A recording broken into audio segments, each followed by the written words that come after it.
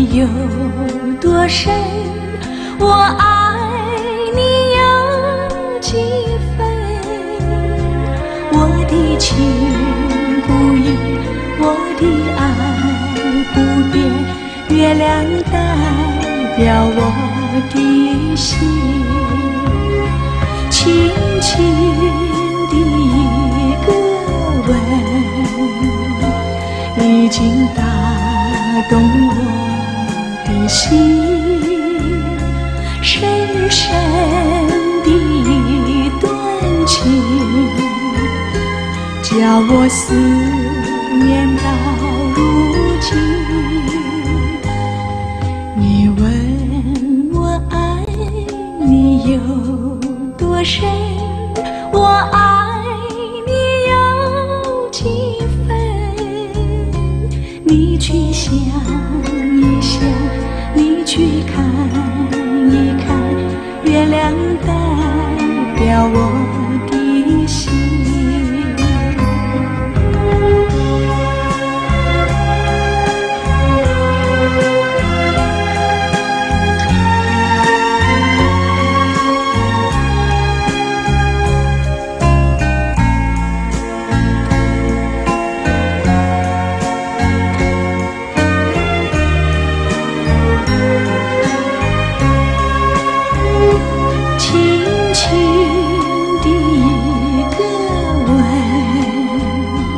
已经打动我的心，深深的一段情，叫我思念到如今。你问我爱你有多深，我爱你有几分。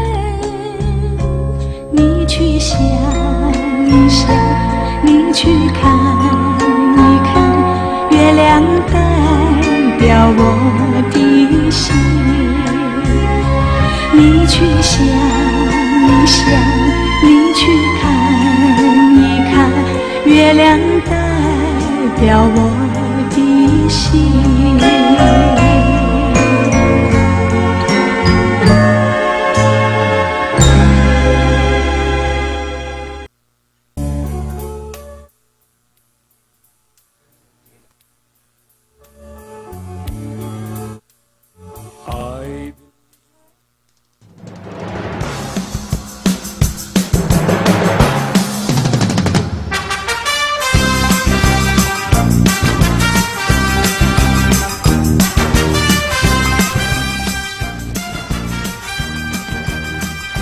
Gitna mo naman.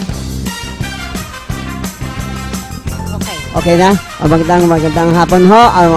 Miyerkules na naman. Ang araw na ito, 2 to 3, ang kasama dito sa Chinoy Public Service. Dito sa Chinoy Public Service, ang kasama ang ating pinakamagiting si Pe. Tagal-tagal tayo nakita, Pe. Okay. So, isang magandang tanghali po sa inyong lahat. At ito po inyong Feni Codemos para sa dito sa ating Pinoy Public Service, di ba? At syempre, para tayo ay mga late po na mag-tune in, pwede po kayong mag-click sa inyong www.ustream.tv/channel/kakampi online. At Kakampi, ito yung ating blogspot, mga news na gusto mo, kakampi/news.blogspot.com, and ang ating website, kakampi.wix.com/kakampi. Ang mga numero 553-8653-788-3607. Okay. Naku, napakarami ng ating mga topic, pero syempre ipapasok natin. Oo. Yan. Si Grace pala, tuloy sa pagka-presidente. Naghiwalay. Sige. At syempre sa ilang mga balita pa natin, DFA susuporta sa kaso versus basura ng Canada. Grabe, nalulungkot ako dyan. Oo, nalulungkot tayo. Meron na palang mga kasong ganito. May bago na naman. Yun. Oo. So, yun. At syempre, dahil nagkahiwa-hiwalay, Governor B naman approved kay Mar bilang Vice President. Okay.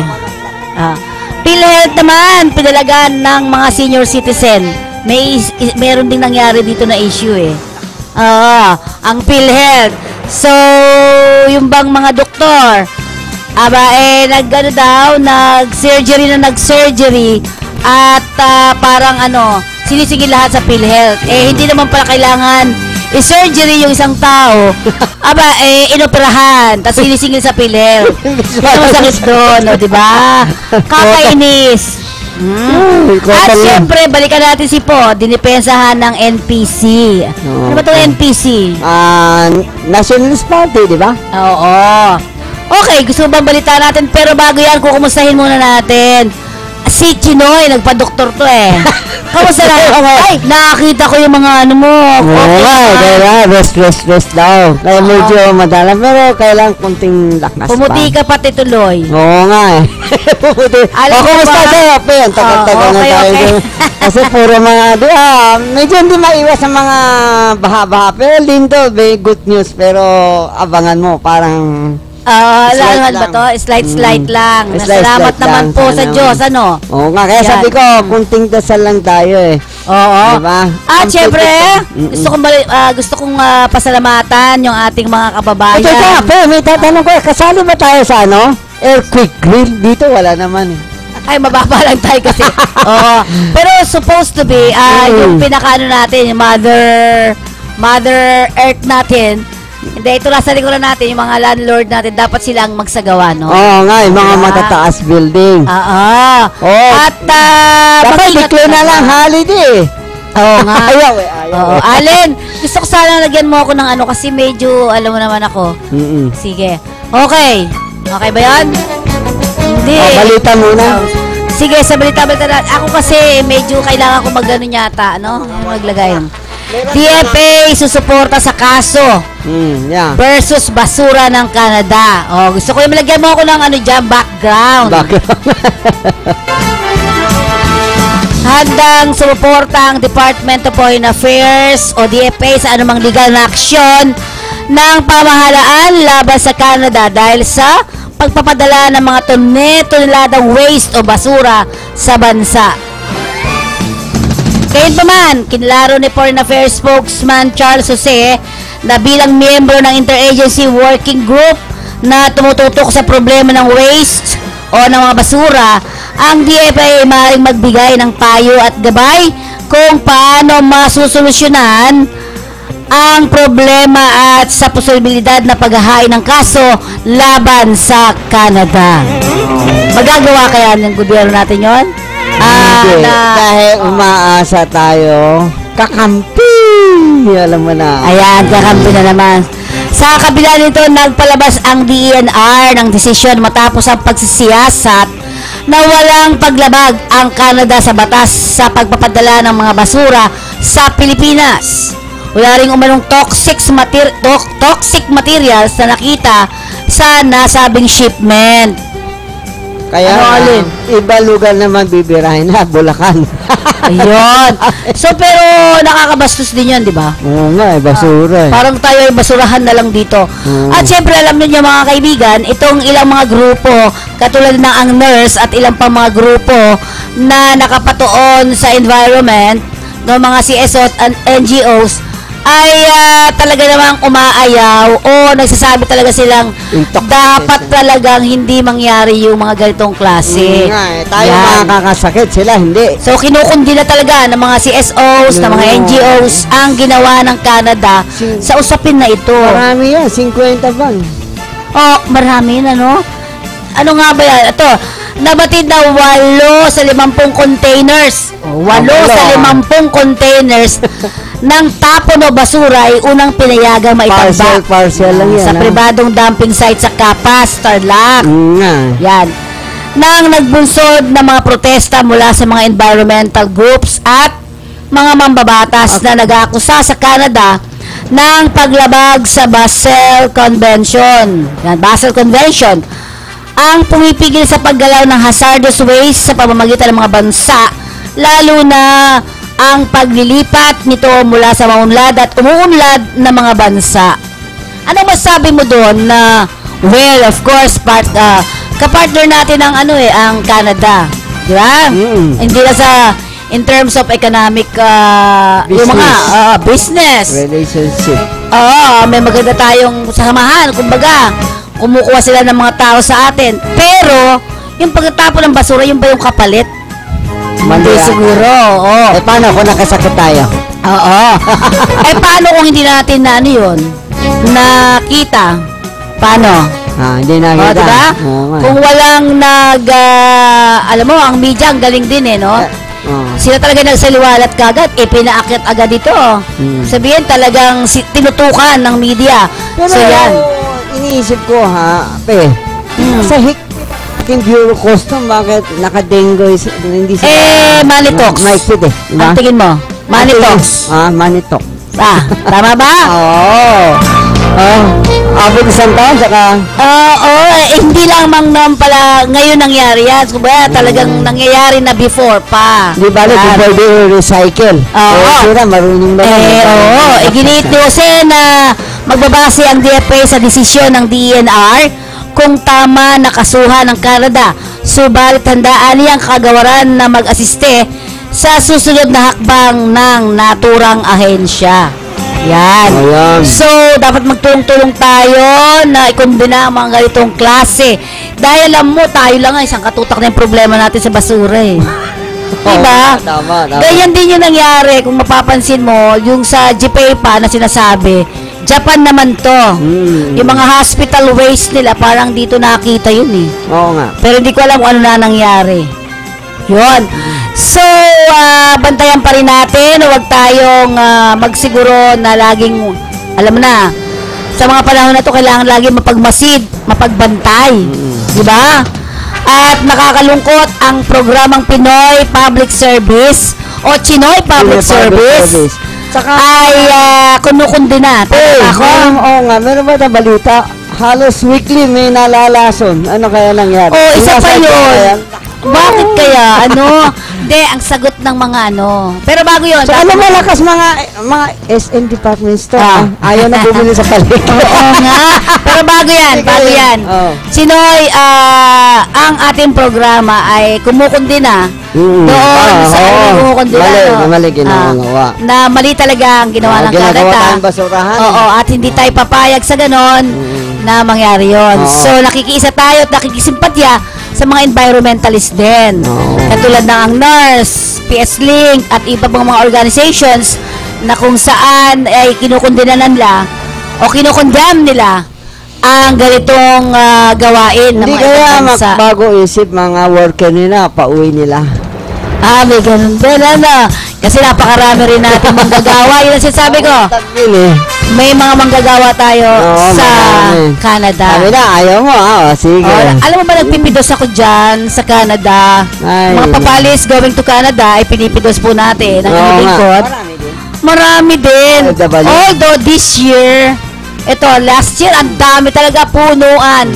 Kahit 100 ang isang Equivalent how much? 1 peso? Sa kanila parang nasa 60. Malaki din. Malaki din. Like my US, Oo. Pero sige, doon ako pa tayo sa iba pa habang hinihintay natin yung isa nating cellphone mo na lang. makakausap. May meeting pa siya. Ano ba ang cellphone niya? Globe.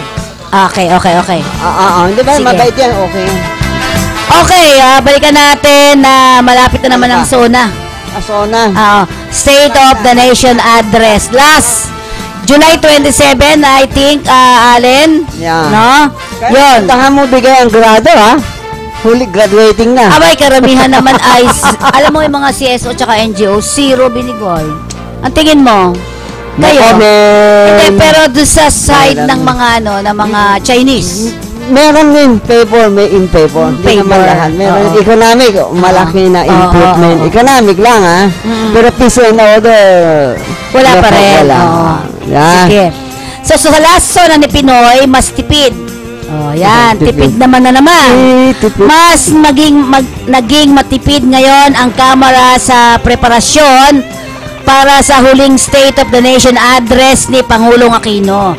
Sinabi kasi ni House Secretary General Marilyn Barua Yap, ang budget nila ngayon ay hindi lalagpas ng 2.3 million. Malaki pa rin, di ba? Na gastos ng Kamara noong 2014. Noong 2014, 2.3 million. Ngayon, paliwanag ni Yap, ito ay dahil sa maraming mga ahensya ng gobyerno ang tumutulong sa preparasyon. Kaya malaki ang mababawas sa kanilang gastos. Yun. So, katulad naman ng pagre-repair, paglilinis, pagpipintura ng gardening ng Metro Manila Development. Sila yon, di ba? Samantalang ngayon, MMDA, ang Department of Public Works and Highways, sino yan? Barangay Bureau, Deputy. Weather Bureau. Sige, weather muna. Samuel, okay din yan. Okay, mga kaibigan, nasa kabilang linya naman natin. Ano nga ba ang ating panahon sa ngayon at sa darating pang hanggang linggo kaya? Ano, tanong mo. Puminit na eh. Puminit nga eh, pero may manaka-manakang ulan. No, hindi ba? Hindi katulad. So, ano pangalan niya? Samuel. Hello, Sir Samuel. Samuel. Yes, ako. Magandang hapon po sa inyo at sa lahat po ng ating taga-subaybay. Magandang hapon po. Okay, so, update na po natin sa ating pong binabantayang low pressure area. As of 10 a.m. ngayong araw, ito pong binabantayan natin low pressure area ay nasa layo pong 130 kilometers northeast ng Birac, Catanduanes. So, itong ating low pressure area sa ngayon ay mababa ang tsansa na maging ganap na bagyo. Ngunit patuloy pa rin po natin itong babantayan. At sa kasalukuyan, nagbibigay po ito ng mga mahina hanggang sa katamtamang pagulan dito po sa may Bicol Region at Eastern Visayas. Samantala, dito naman sa Metro Manila at ang natitirang bahagi po ng bansa, saan pa rin po natin na magkakaroon ng mga pulupulong pagulan o pagkidlat, pagkulog. Kailangan po ang susunod nating updating po dito sa ating low pressure area at sa ating panahon mamaya pong alas 5 ng hapon. Sir Samuel. Opo. Sir, magtatanong lang po kami. Ano po? Okay. So, yung sinasabi nyo, nakikita nyo yung low pressure area ay hindi naman tatama talaga ng todo-todo, no? Mahina lang siya, no? Opo. At itong LPA natin sa ngayon po ay mababa ang tsansa na maging ganap na bagyo. Yon. Sir, sa ngayon, dahil sabi mo kanina ay pulupulong pag-ulan gaya sa Metro Manila. Pero mainit pa rin, sir. Anong araw ay, ibig sabihin, umaga ba, tanghali, hapon ang mga pag-ulan o pag-ambon, ganyan? Opo, most likely po yan sa hapon o gabi, mas malaki yung chance po pagdating ng hapon o gabi, nagkakaroon po tayo ng mga thunderstorm. Yun. So, sir, bakit? Dahil ba yun sa low pressure area o talagang meron lang talagang tag-ulan na talaga? Opo, dahil lang po talaga sa tag-ulan. Ngayon po itong LPA natin, dito po yan sa may Bicol Region and Eastern Visayas, nagbibigay po ng pag-ulan. So sa buong isang hanggang linggo po ba, ano po ang magiging ng panahon natin? Most likely po hanggang weekend ay naasahan natin ng good weather condition. Maliban na lamang po kung mag-i-intensify itong ating low pressure area. Pero as of now, ang masasabi po natin ay good weather condition po. So, pwede talaga mag-lakwatsa ang ating mga kababayan sa Sabado at Linggo, ano po? Opo. Yan. Kasi nung kami ay nag-swimming kami, inulang kami. So, thank you very much, Sir Limuel. Thank you very much, Sir Samuel, sir. Thank you very much. Yan ang important, Weather Bureau, di ba? This time, bayanin sila, di ba, sir? Kung walang ang Weather Bureau, hindi natin alam. Ang orange, yellow, di ba? Okay. So, thank you very much po. Thank you, sir. Opo. Thank you po, sir. Okay, salamat din po. Ayan. So, sa Metro Manila, talagang tagulan na. So, yung low pressure area natin ay nasa malayo pa, no? Maaaring dumaan to padaan lang, pero baka hindi mabuo, 'yon ang sinasabi niya. Yeah, sa Birac at sa August kasi next month of Ghost month. Next month is Ghost month para sa mga Chinese. No. So, dapat lahat naman ng pagkakataon mag-ingat diba? Hindi pwedeng hindi mag-ingat sa lahat, diba? Diba yung mga Chinese naniniwala mga kaluluwa gutong sa tubig. Kaya month of Ghost month, palaging ang August. Marami hindi maiwas mga aksidente. Ang August. Ingat lang. So mag-ingat tayo sa lahat, di ba? Kailan mo, Sa paniniwala mga daw. Chinese Oo, na paniniwala. walang mga okasyon sila, walang kasal, walang ano. So pag August. Kasi so, malapit na ang parang man of mga kaluluwa. So, ang August pala ang This is month of June kaluluwa. na, oo. So, sa amin naman, bilang Kristiyano, di ba, November 1, yun sa amin, di ba? Oo, So, ganun din yun sa inyo. 1 month. Ang August pala, buong August, kailangan mag-iingat. Ingat, oo. Ito ay ayon naman doon sa paniniwala ng mga Chinese. Nasa kanila lang, Oo. di ba? Dahil daw sa, ito yung panahon na kung saan nauuhaw ang mga kaluluwa, nauuhaw ng tubig. Pagkain, oo. Ayun. ang Kaya galing, somewhere, May expect mo natutunan. mga August is the Oo. month of heavy rain. So, ang August ay heavy lang. rains talaga ang Mga second week of third week, July na eh. Month of... Yan. Okay. So, Next, sige, balita tingnan tayo. natin. So, babalikan lang natin. Alam mo, panawagan pala, pinapabasa sa atin to. Ang panawagan ng mga OFWs, sana Mamaya na. ay ma-include sa zona ni Pinoy ang mga hinaing o yung kanilang mga flights, no? Hindi nababanggit. Last term na eh. Oo, hindi nababanggit sa mga zona ni Pinoy. One more chance. Wala na. Eh, chapo eh. Bahala lang kayo magreklamo. So, ito nga sinasabi na hindi daw, anong tawag dito, hindi nababanggit sa zona ni Pinoy, ang itong ating anong tawag dito, itong flights ng mga migrant workers. Wala na. Ano nga ba yung proteksyon? Ano mga batas? Wala Ano yung na. pwedeng gagawin niya? Babay na May eh. plano? Kaya gusto niya yung kasunod continuation, ganyan din ang gawain. Pero depende kung mananalo ang manok niya. Oo. Sino ba manok niya sa tingin mo? Tingin ko si Mar Rojas eh. Kaya hindi sila nagkasundo ni Grace. Okay, sige, tingnan natin. Tatakbo. Maganda, hindi mo na-expect. Pag maraming mga presidential, maganda ticket. ang Masaya. Tingnan natin to. Tatakbo si Grace po as an independent. Wow. Yan. Ito ang paniniwala ni Senador Sergio Osmeña III. Kaugnay sa posibilidad na hindi talaga si po ang i-endorso ni Pangulong Aquino sa presidential election sa susunod na taon, kundi si tararan, sino? Mar Rojas. Music ka muna na maganda. Wala siyang vice president eh. Sige. Yan. At siyempre, ang ikanyang i-endorso ay si Mar. Nagtsaga siya na 5 taon eh. Alam mo. Pinagtsaga iba pa siya, ta- gano'n, sabi mo? Sa susunod na taon, kundi si DILG Secretary Mar Rojas. Sa atin opinion lang, si Mar Rojas okay din naman eh. Hindi, sa atin lang, hindi tayo kumakampi. Lahat na experience na ano yan, alam niya ano mangyayari. So magaling si Mar. Okay. Yan? Hindi, kanya-kanya isipan, di ba?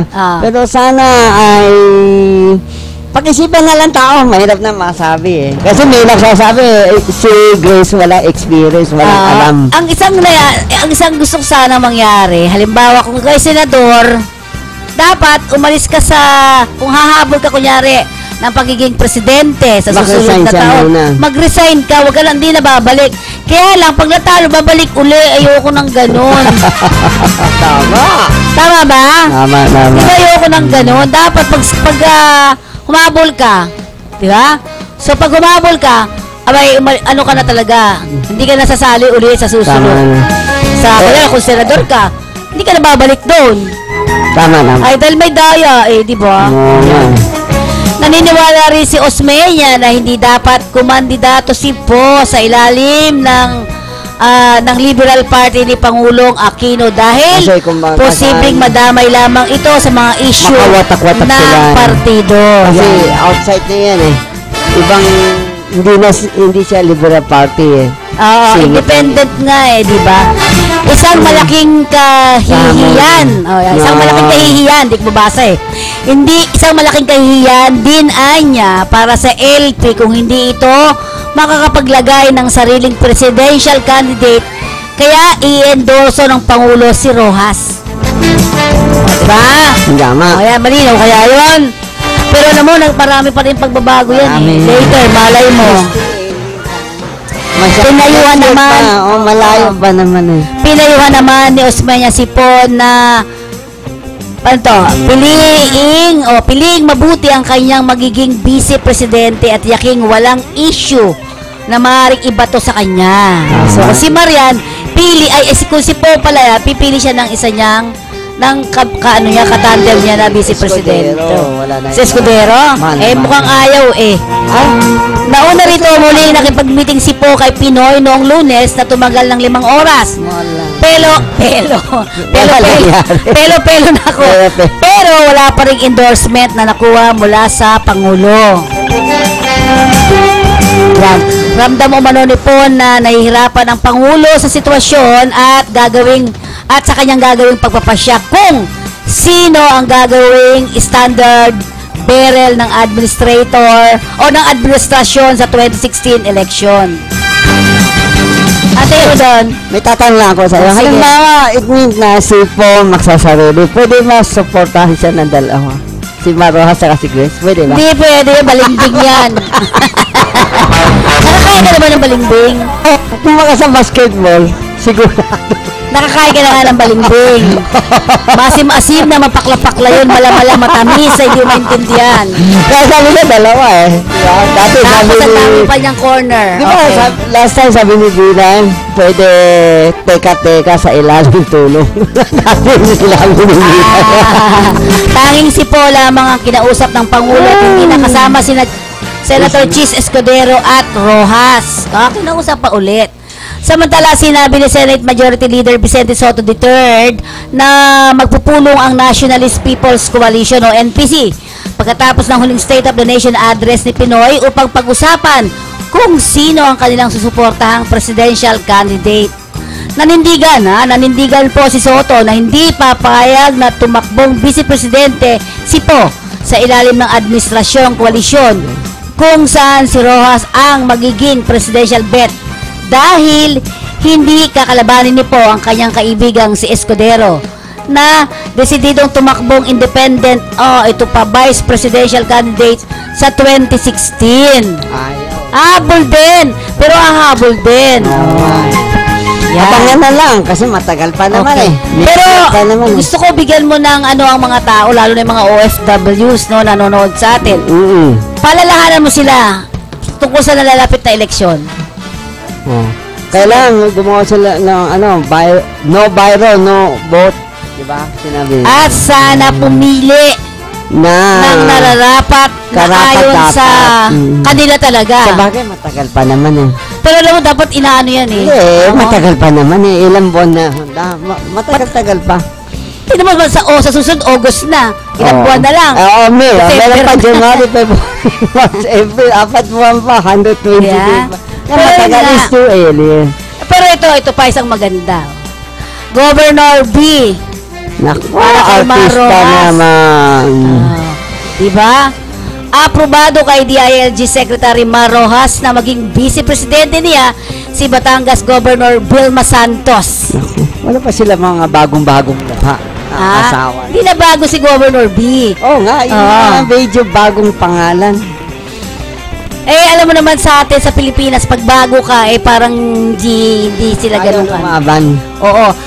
Reaksyon niya ito matapos mapaulat na nagpahatid ng filler ang administrasyon kay Santos na nagsasabing kinukonsidera siyang maging Vice Presidente ni kanyang running mate na si Rojas. Yan.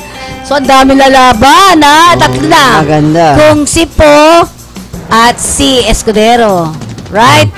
Si Laksang wala pa, Hindi pa sinabi. So, yon. Tapos, Binay, wala pang Bise, Wala pa si Bise. Tapos, wala pa.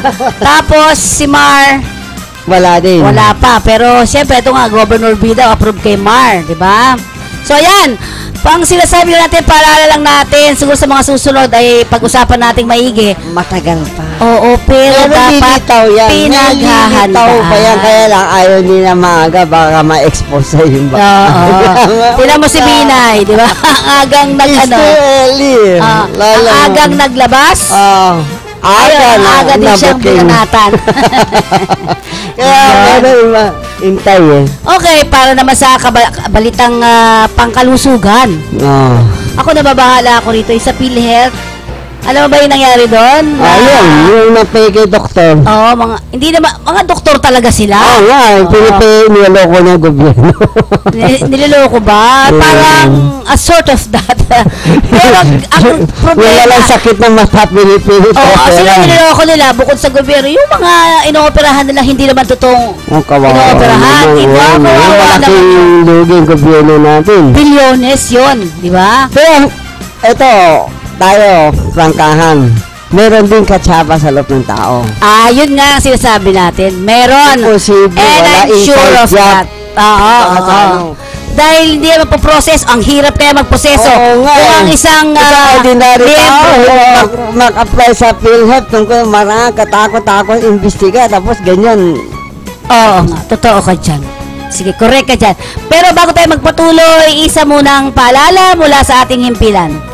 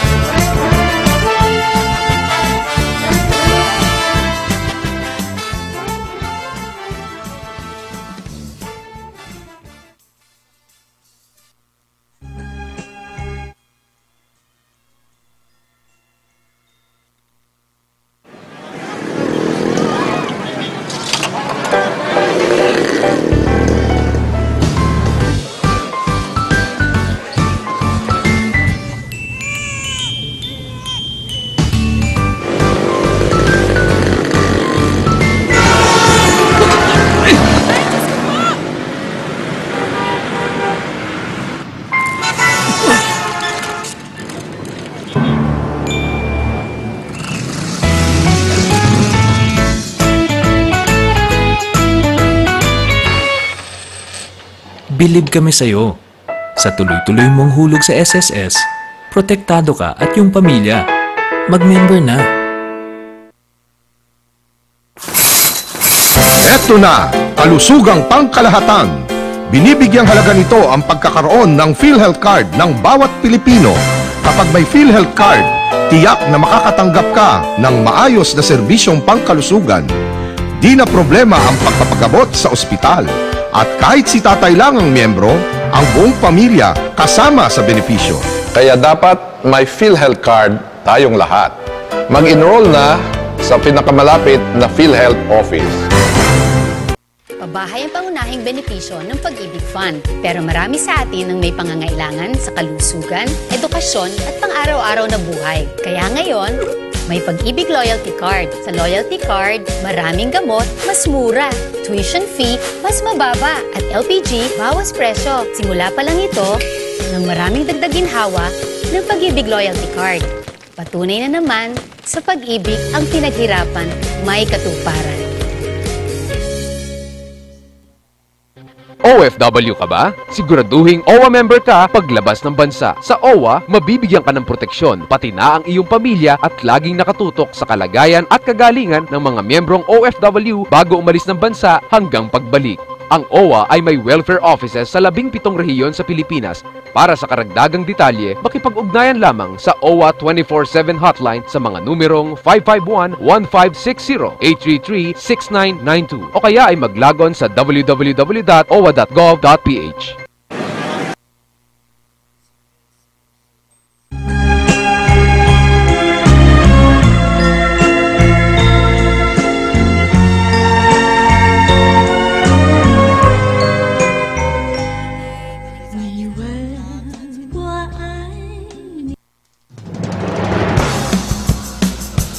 Okay, balik tayo sa ating program. Naku, napiyok-piyok na ako. Magandang tanghali pa rin sa atin lahat. Oo. At syempre sa'yo, Chinoy. Kaya malungkot tayo. Wala tayong mapili Vice President. Pero tatanungin kita. Sulong eh. Duterte, pwede din. Duterte. Baka naman maging martial law. Okay ba? Duterte, Lacson, marami nagsabi. Nakakatakot dyan, ha? Walang mga drug push. Pero tatanungin kita sa panahon ngayon, sa seguridad ninyo, dyan sa inyong lugar, sa Chinatown. Oo. At least may improve na kasi bawat mga establishment ang sinasabi nila na umupo ang ating bagong PNP chief may naka-assign na foot patrol. At least, takutan lang tayo. Diba? Takutan. Hindi, at least kung may pulis umaaligid, takutin ang kriminal. Hindi yan kasama dun sa, sa mga hulidap. Hindi naman. Hindi. So, sana yung bagong PNP chief natin, batiin natin, si Eric Marquez.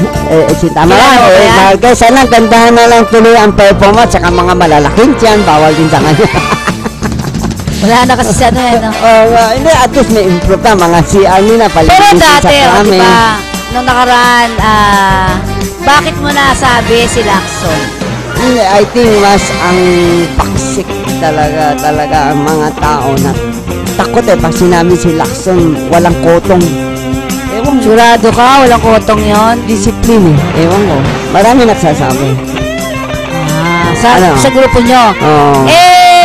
Kaya sa may nagsabi na, ewan ko natutuloy, sabi na sana Lacson o Duterte.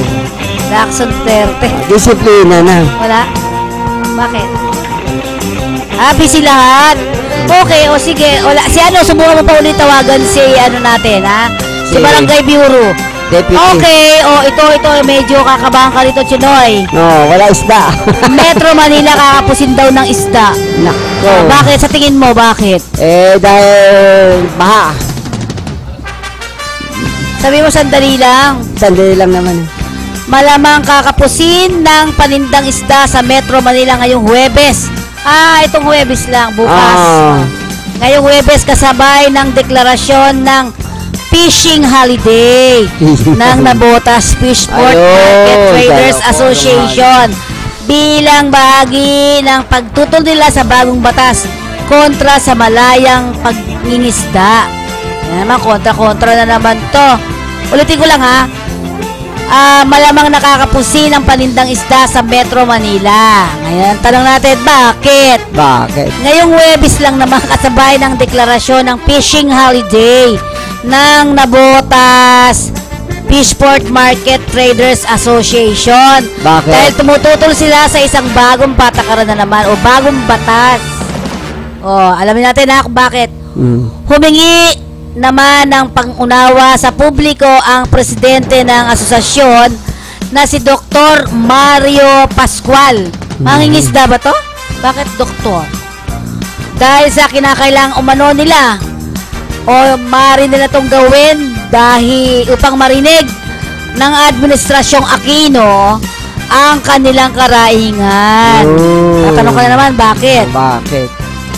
Partikular na tinutulan ng grupo ang Republic Act 1066 o 10654 o Fisheries Act of the Philippines na nagbabawal sa mga isda sa bahagi ng Metro Manila o Manila Bay na 15 kilometro ang layo sa Pangpang.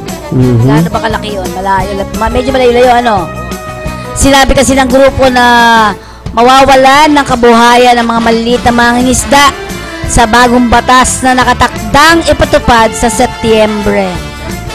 So, kailangan malayo sila doon sa Get away. Malayo sila doon sa mga pangpang o basta. Malayo sila doon. Dahil ipapatupad doon sa September, so ilang na lang panahon, Isang buwan na lang. Mahigit isang buwan. Apektado ito ang mga mangingisda buhat sa Nabotas, Malabon at ibang coastal towns sa Kamaynilaan. Nasa 40% di umano ng supply ng isda na sa Metro Manila ay nanggagaling sa lungsod ng Nabotas at Malabon. Dahil dito, magmamarcha umano patong gate ng Malacanang ang mga daang-daang apektadong mangingisda sa Huwebes upang kalampagin ng Pangulo upang umaksyon sa problema. Medyo kasi kung malalim na, kasi ito maliliit lang na mangingisda ito, Chinoy. So ibig sabihin mga bangka siguro yan na maliliit, So kapag lumayo ka, ang kalaban mo dyan yung mga malalaking fishing vessel. Mga malalaking barko. Yung mga international siguro. Diba? Pipitsugin lang tayo, tapos dadaan ka dun sa mga international vessel. Katulad ng Taiwanese, no? Oo nga. Katulad ng mga China. Yan! Ay nako, patay tayong bata tayo dyan pag ganyan. Sa ilalim ng batas, maaari lamang na makapanghuli ng isda sa 15 kilometro o 15 kilometrong bahagi ng dagat mula sa pangpang gamit ang fishing rod habang pinapayagan ang commercial fishing paglagpas ng 15 o 15 kilometro o 15 kilometro. Yung sa may pangpang lang, yung mga fishing rod lang, no? Pero pag dapat lalayo, ito na yung mga mangingisda talaga. Yun. Dinagdag pa ng grupo na hindi makatiwiran na isisi sa kanila ang pagkasira ng dagat, bagkos ay dapat isisi ito sa laganap na reklamasyon o reclamation project ng pamahalaan. Yan. Di ba ngayon nauso na yung reclamation. So palayo na palayo yung mga mangingisda nga naman. O di ba? May nakita ako kanina sa mga mangingisda at saka sa mga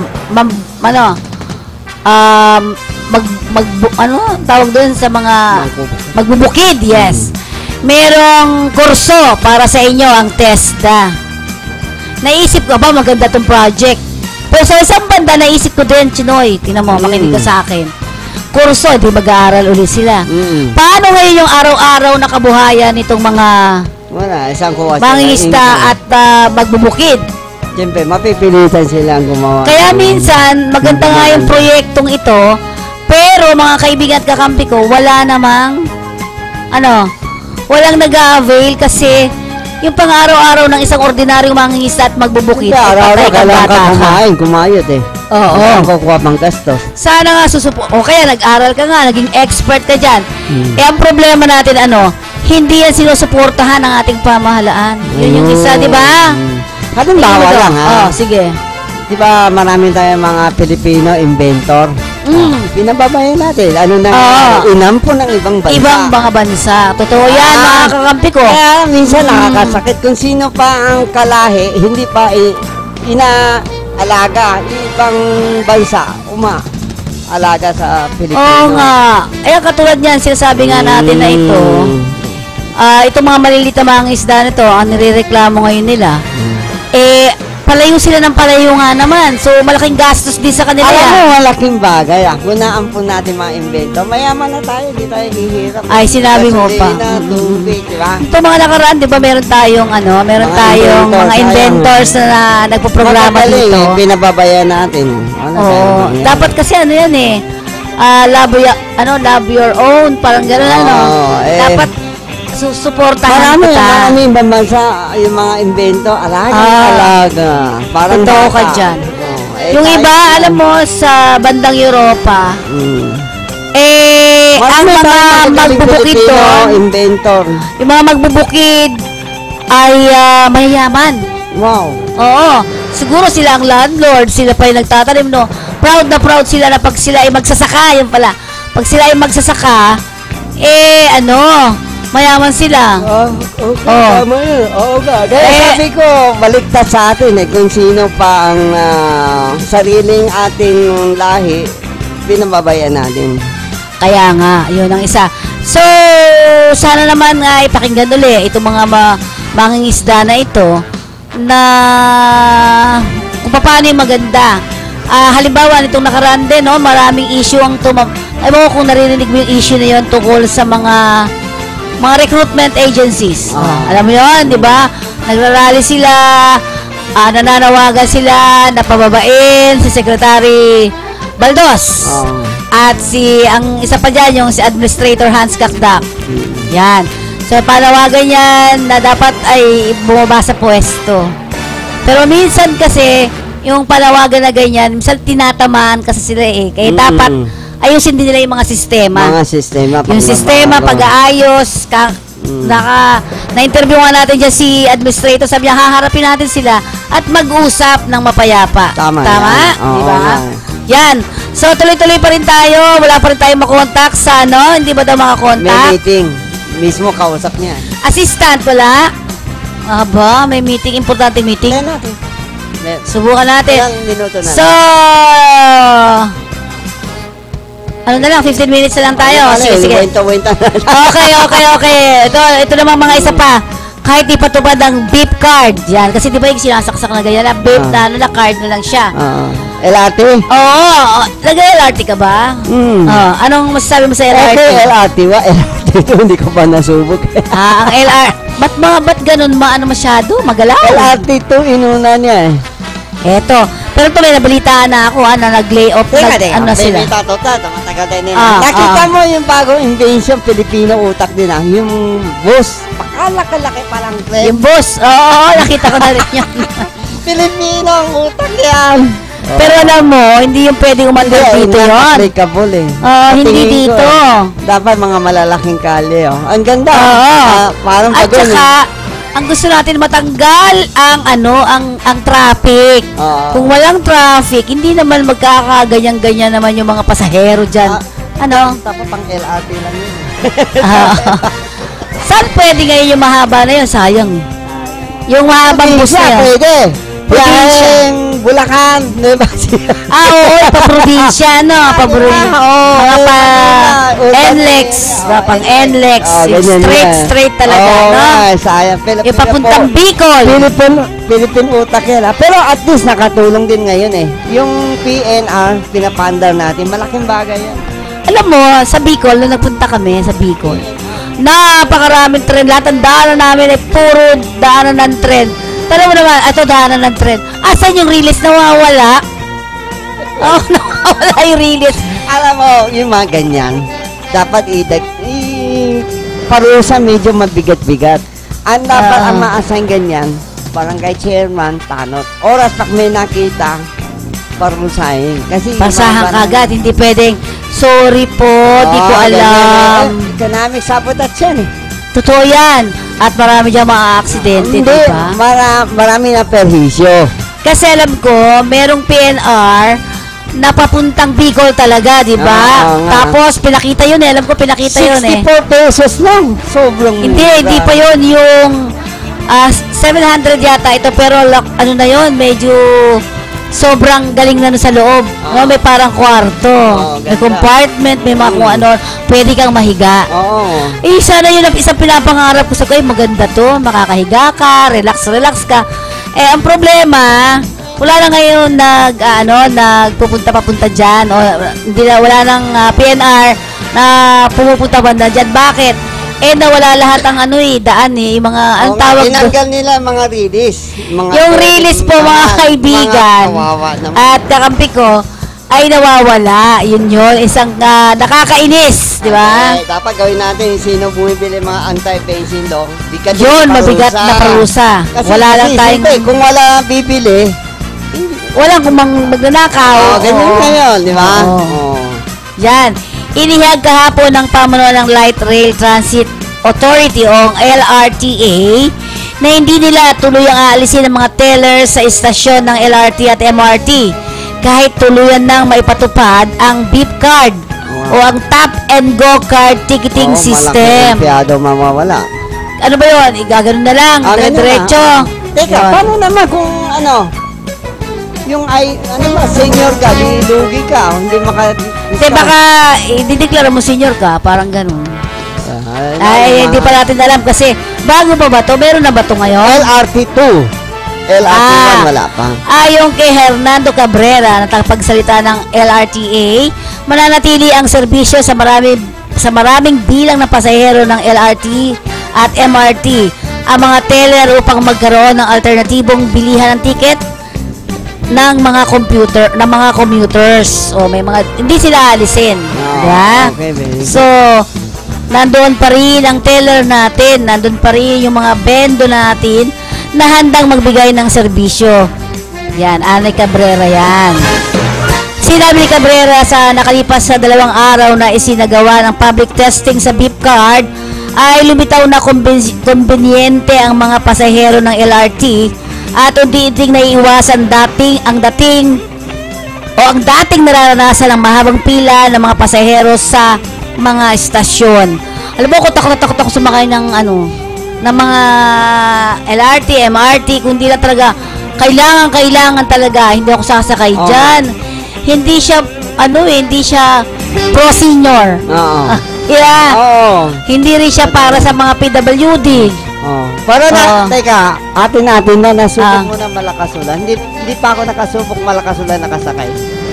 Hindi pa ako nakasakay ng umuulan. Oo nga eh. Di ba? Pero isang masakit dito, may mga diferensya, mga bagon, di ba? Sa MRT madalas yan no? MRT madalas. Pero bakit, di ba humingi sila ng increase? Iba naman maintenance ito. Iba naman maintenance. Oo nga, magkaiba nga. Kaya, so tanong ko lang dito, sa MRT ata yung umuulan, LRT. LRT ba? Tumaas ang pamasahe. Wala na. Dapat gumanda ang kalidad. Performance. Di ba? Ganun yan, pero ano ba nangyayari? Hindi pa rin, no? Hindi pa rin ganon. Wala pagbabago. Wala pa rin pagbabago, mga kaibigan, ng ating MRT, LRT.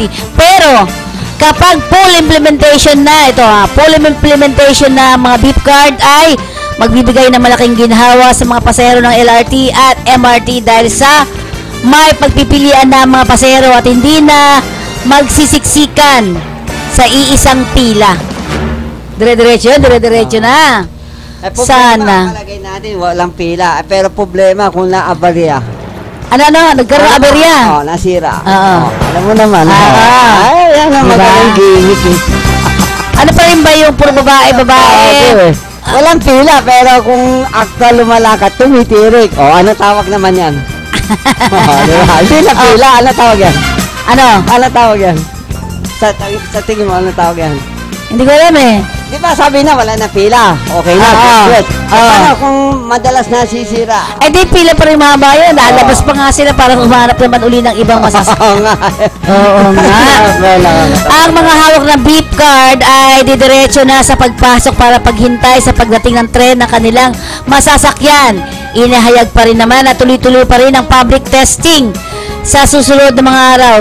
Sa beep card hanggang tuluyan ng ma-perfect ang ilang maliit na problema na makikita.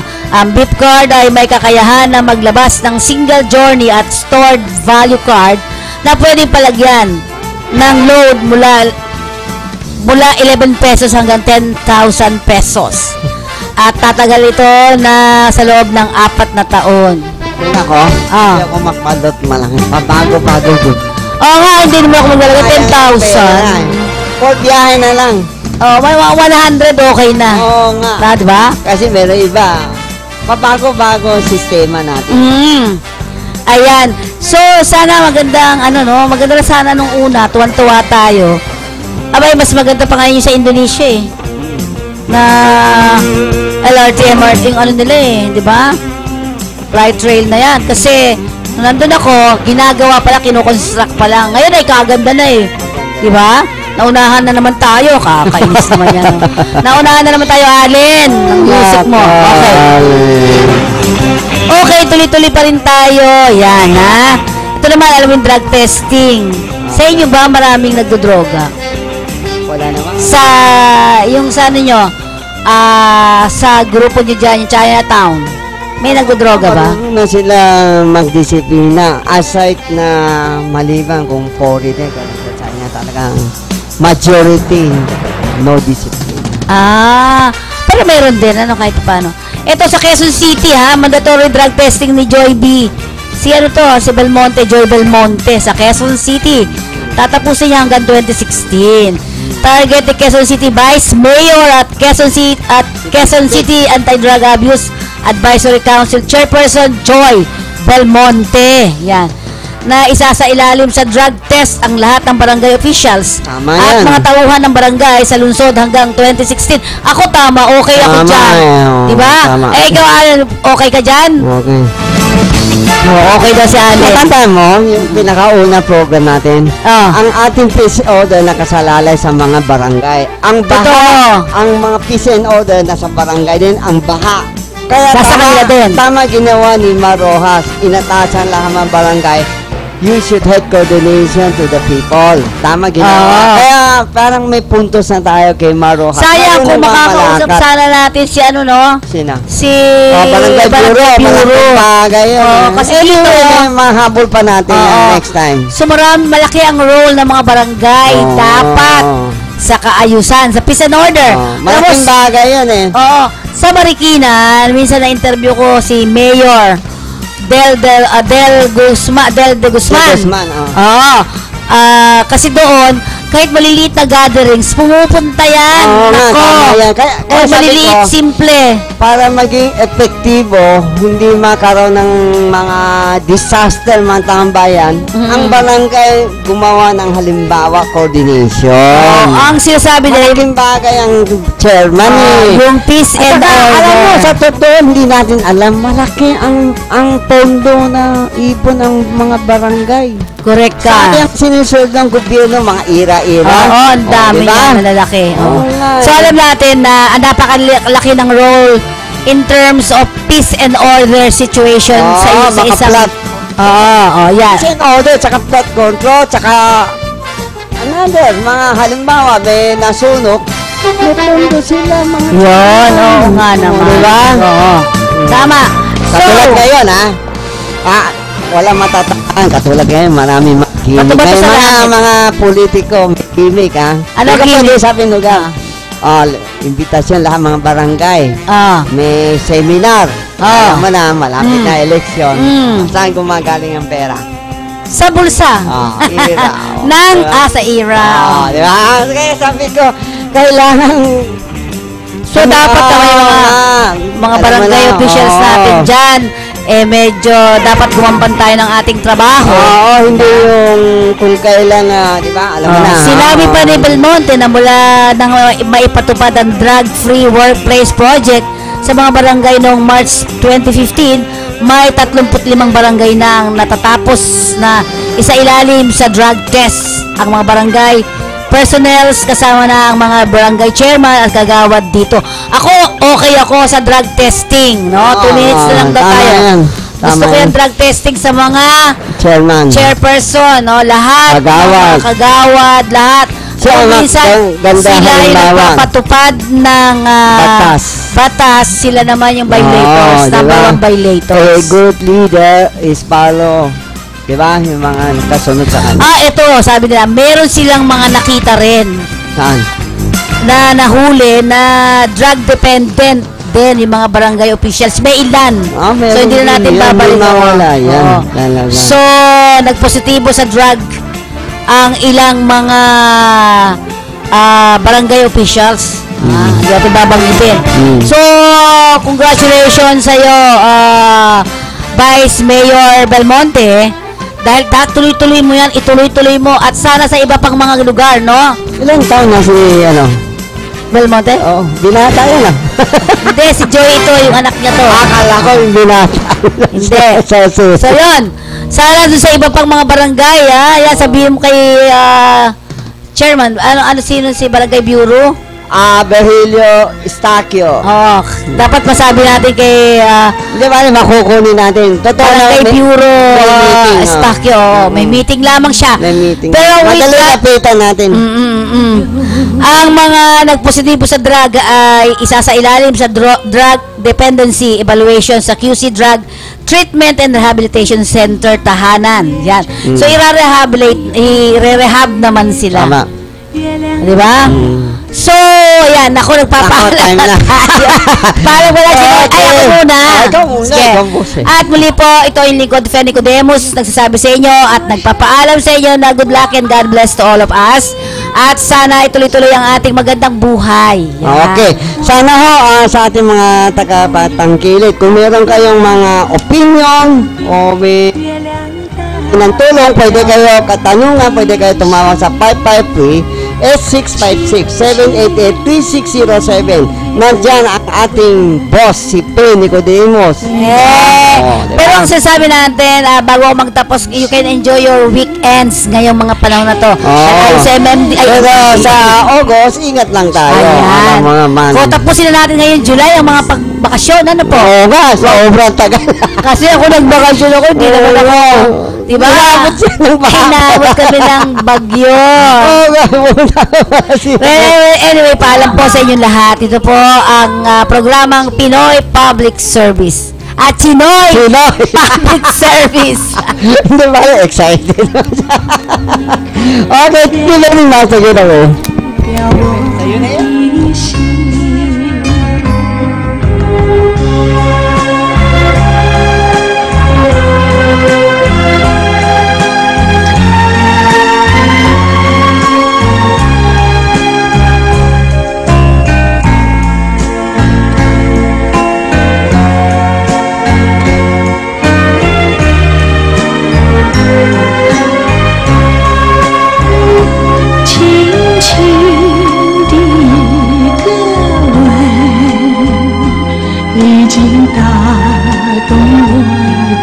心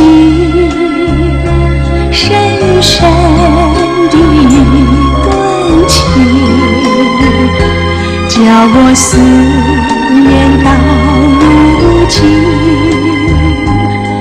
你问我爱你有多深，我爱你有几分？你去想一想，你去看一看，月亮代表我的心。你去想一想，你去看一看，月亮代表我的心。